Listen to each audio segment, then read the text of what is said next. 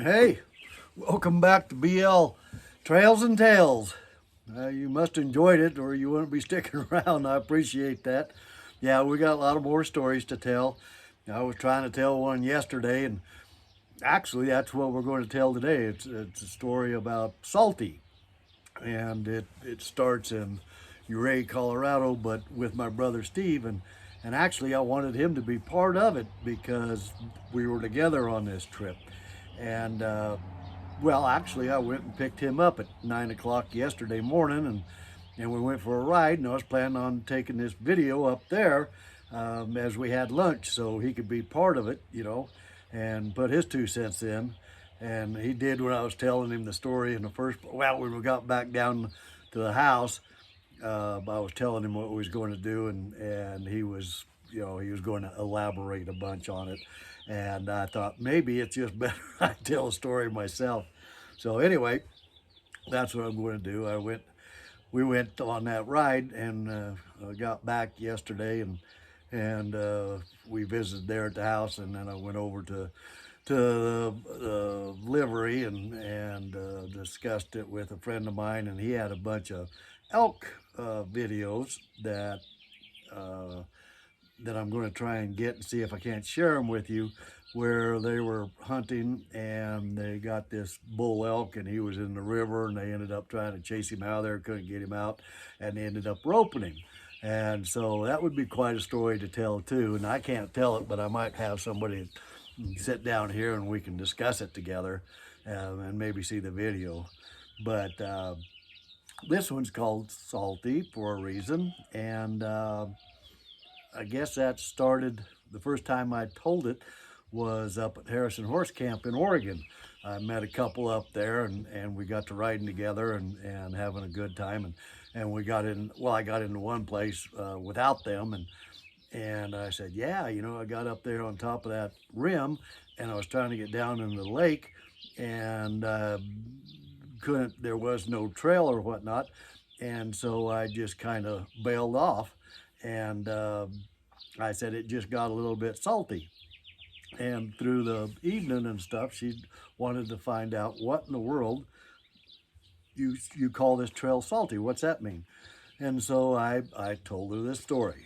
So we'll start out, and I hope you enjoy it, and I hope you share it with your friends. And there'll be a little button down there on the bottom right hand side towards the end of the video that says, follow me, and I'd sure appreciate you would. And because we're just going to keep doing this and having fun, and leave a comment. If you got something you kind of want to hear about, a trail or a different story or something like that. I've been to 48 states, I guess. I haven't been to Alaska, and missed one back east someplace. But and then I've traveled all of Canada, clear across that country, and most of Mexico and Costa Rica, and I've been in Italy, I don't know, maybe 20 times or whatnot when I was working at a job. So I do have experiences that aren't just on a trail. I can tell you experience in Rome for sure, but back to Salty, okay? Salty came when my brother and I, my older brother, he had this very good friend, and his name was Elden, and we discussed it yesterday, and he said he was from Arkansas, I believe, and he was everything you would think of an Arkansas type cowboy, okay, and he was a great guy, great rider, knew the country, and this place that we went was his cabin, and it was at the end of the road. I mean, it's a nasty, gnarly, steep, one-way ticket road up above Ouray, Colorado. And when I say one way, I mean if you get the rocks out of the road, you can pull a horse trailer in there, okay? But you're hanging almost off the cliff, and it's just that road's a little salty. But anyway, he had this cabin up there, had a 99-year lease on it. Excuse me for a second. And it was a cool little cabin up there at the end of the road, right where the wilderness started. So it was at the end of the road, nothing on that road for, I don't know, at least a mile, because it's just steep on both sides. You couldn't, squirrel can't build a house there. And anyway, we were that up in his cabin, and he's got this nice park area. I mean, he had it fenced off, and he's got irrigation because he'd catch some water down there, and he'd have a little pasture out there for his animals, and this little cabin. And so he invited us up to go riding, and we was going to go hunting and stuff. And we'd ridden with him before, and he showed us, he had maps of this area and where to go and how to do it. And then he said, well, you guys need to take this trip. He says, I'm not going to go. I'm tired, and actually he was kind of crippled up. He walked around with crutches, but he'd get on this Missouri Foxtrotter, and he had a mule too. That was a big mule, and between that mare and that mule, once he got on, he rode like a champ, and then when he'd get off or something up there to rest on the mountain, well, it was a little bit of a struggle, but shoot, those animals just stood real still for him and did a great job. And anyway, back to Salty. He said that Steve and I needed to take this trip. Now, Elden, he could be a little ornery, I guess, almost get you in trouble, okay? And so I learned that after this trail. But anyway, he said, all right, you guys go on up Boyd's. And he says, you go up Boyd's and you turn out right up there on top of that trail that goes out to Difficulty. And before you get out there, you run into Dexter Creek Trail. He said, just make that loop, come down Dexter Creek Trail, and it comes down that draw right up there just above the cabin. And there was kind of a grassy draw, and there was some old mine up there and whatnot.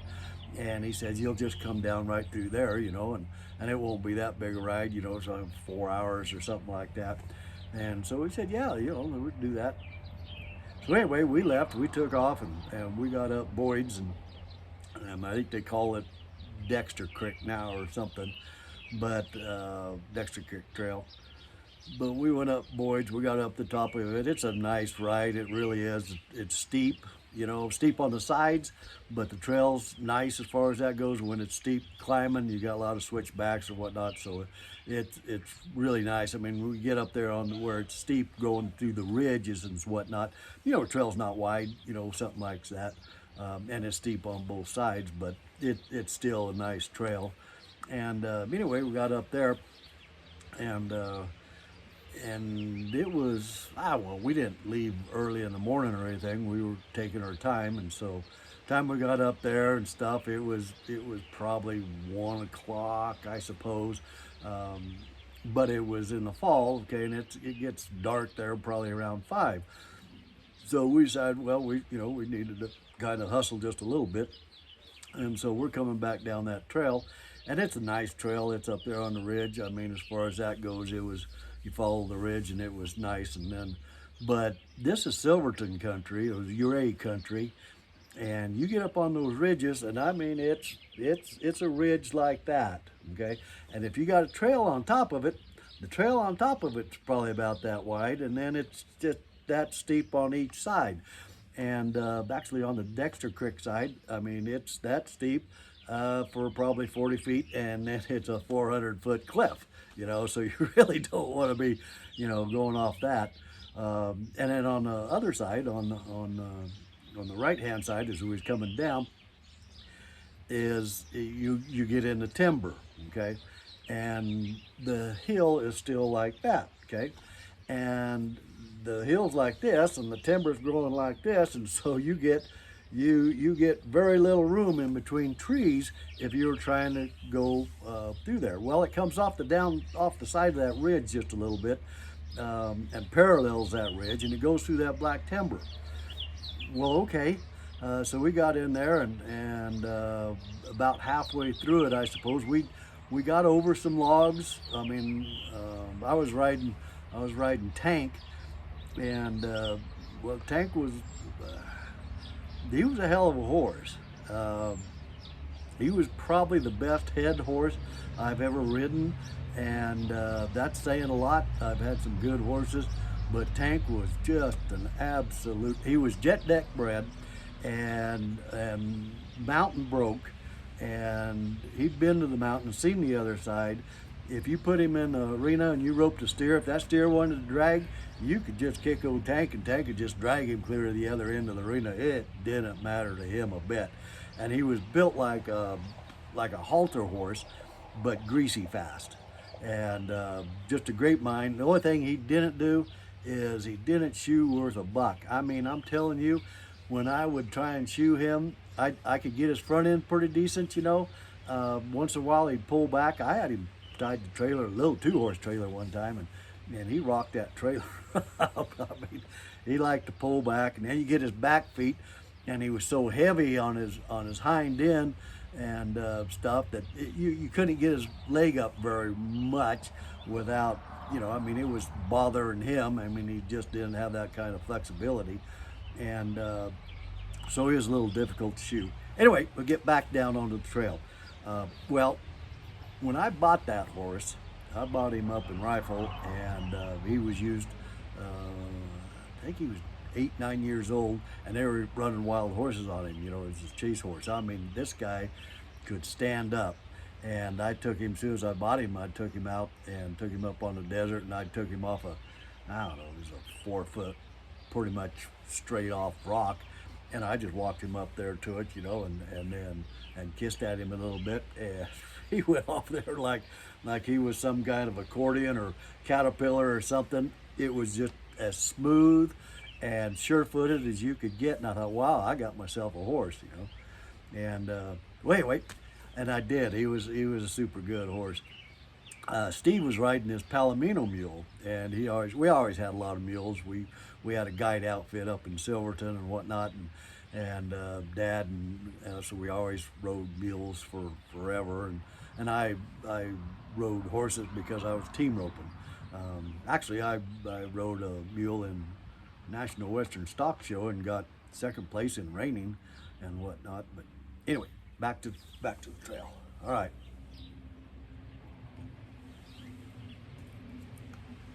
Going across through that timber on the right-hand side, black timber, trees going right straight up like this, and the trail just going down like this. And as long as it was cut out, I mean, you had a trail, you know, that was basically 18 inches or something like that. And it was, you know, fine because it just traversed that ridge. Well, we got in some down timber, and we got over and through that.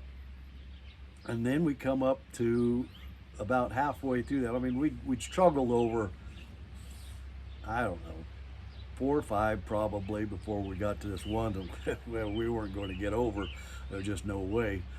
And we didn't have a saw with us, and we weren't cutting out trail, and we didn't know that we was going to get in that kind of mess. And now it was getting late, okay? And actually, as far as the crow flies, we weren't far from Elden's cabin, but we were up on that ridge, and we were stuck up on that ridge.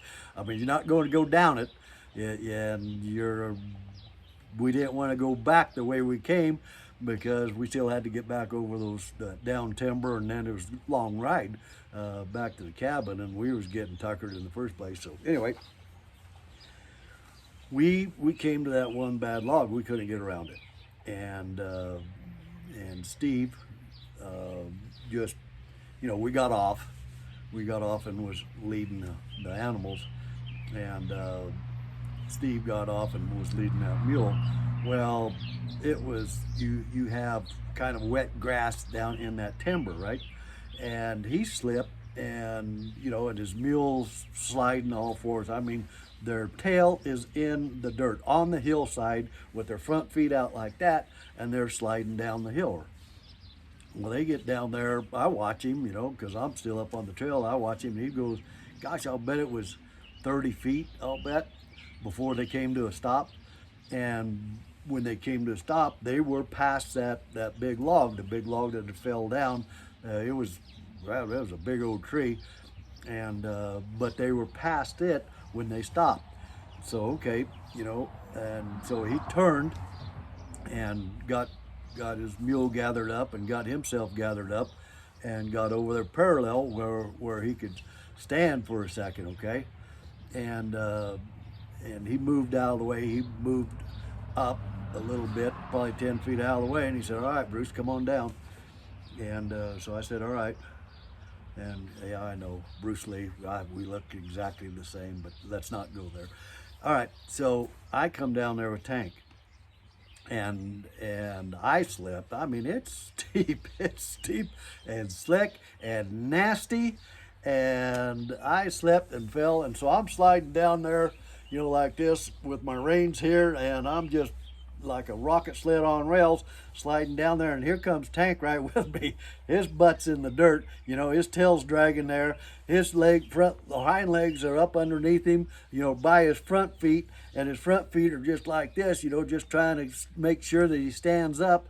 Well, we stopped down there about the same place Steve stopped, and when we did, I mean, Steve tell you a story. I wished he was here in the first place, but anyway, we stopped down there, and it's no joke. I looked up, and here's Tank's nose. I mean, his nose was right here, and I'm leaning back because I'm laying there on the hill, and here's my horse right here on top of me, and his nose is right in my face, and he had a front foot on each side of my shoulders. That's where he stopped. He came down and stopped like that with his head right on my head, saying, "You know what? Maybe you need to move so I can get my feet underneath me." And I just thought to myself, yeah, that's probably a pretty good idea. I think I need to move. So I did, and I moved out over the side, and sure enough, I just tugged, just wiggled the rein a little bit after I got out of the way, and he slid back down there and turned sideways and got stopped, and he was good. There's no quivering, there's no shaking, there's no nervousness. It's like, you know what? That horse thought he was the king of the mountain, and I think that he probably was. And so he had all the confidence in the world. He said, "Oh, this hill's not going to get me, and it may get you, but I won't get you because I'll protect you as much as I can because you're silly." Anyway, well, then we had to traverse the hillside. The timber got a little bit better right after that big log, and so we could traverse across there a little bit. I mean, we were still leading the animals, and we'd lead them across. You just couldn't stand up on that stuff, just grabbing the hillside and leading your animal, grabbing the hillside, and your feet slipping out from underneath you. Anyway, we traversed across there, and of course the trail's coming down, and we're trying to go sideways and up just a little bit. We get back up on the trail. All right, so thank goodness. We think, man, we know for sure we're not going to go back that way, so whatever's in front of us is going to be in front of us. And I don't remember anything, well, not anything worse than that, obviously, because that was bad. And we got on the trail, and we started back down, and you could see the cabin down there. It was probably, I don't know, gosh, it seemed like it'd be a mile away. It might have been a little bit closer than that, but you could see that. And anyway, we rode down the trail, and it got better all the time. And then we got down to the old mine shaft, and right after that, we dropped off into that draw, and that draw would take you right back down to Elden's cabin. So we got down there, and and Elden was waiting for us when we got down there. It was just about dark, and when we got in there, and Elden comes out, and he says, "Oh my God," he says, "You boys made it." He said, I'm pretty sure you're going to be spending night up on that ridge." And I said, "Well, why, Elden? Why'd you say that?" And he said, "Well, I haven't been up there in 3 or 4 years, and I know that down timber gets bad on that ridge. I didn't think you guys would ever get through it and come down. I actually thought you'd probably have to go back, and so I wasn't expecting you till about 8 or 9 o'clock tonight." And he says, "Yeah, you guys showed up." And I said, "Yeah, Elden, that trail got a little tough up there." He goes, "It can get a little salty." And basically, that's where salty comes from, is Elden and his trails. If he said it was a little salty, I guarantee you it was going to be a very bad experience. I mean, if you survive it, you can call it salty. If you don't survive it, you can call it, burial, because some of that stuff was really bad. Anyway, Elden was a great guy. Rode a lot with him, and Steve and I have some good stories to tell about him and his cabin and his feather bed. I've heard of feather beds. I don't know if you ever seen a feather bed. I mean, an actual feather bed. The thing was about that thick, I don't know, 18 inches worth of feathers. And, and because, the reason I know this is because when I go in there to the cabin to sleep, when I first spent the night there, Steve, I think, had a cot and Eldon had his feather bed, and I just slept on the floor. And he said, "Well, Bruce, you can't sleep on the floor." He says, "That's too hard." And I said, "No, I sleep fine on the floor, And he says, "No," he says, "nobody can sleep on the floor." And I said, "No, it's good on my back. I like to sleep on the floor, Eldon. It's fine. It's good." And he said, "Okay." So he let me, he'd let me sleep on his floor without too much argument. But I had to go inside his bedroom and look at that feather bed he was talking about, and it's no joke. I'd never seen anything like that in my entire life, and I know I couldn't sleep in it. And well, one other thing about Eldon, I mean, now he's an old Arkansas boy, and when we got up there, Steve and I we made elk steak for him, right? And Steve and I, we eat our meat. It was like medium rare, and maybe sometimes on the rare side, but mostly medium rare. And anyway, we cooked up a meal and stuff. We thought, boy, old Eldon's going to love this, because he likes elk. He likes hunting elk, and he loves, elk meat. And we laid out his plate for him at the table, called him in, and into the kitchen part there. And sure enough, he came in and says, "Oh my God," says, "you all's a bunch of cannibals," he says. "You can't eat that stuff. It's still bleeding," And it was about as funny as he got. He says, "I'm afraid to sit at the table with you guys. I reach across for a biscuit or something, you stab your fork in my arm and go to eating on me." He was just really hilarious. And so anyway, I got more stories to tell about that. I hope you enjoyed this one. I hope you share it. I hope you follow us, and I just hope you have a good time, and leave a comment. I mean, if you got something you want to hear, or you like this or don't like this, you let me know, and I'll do the best I can. Till then, we'll talk to you later.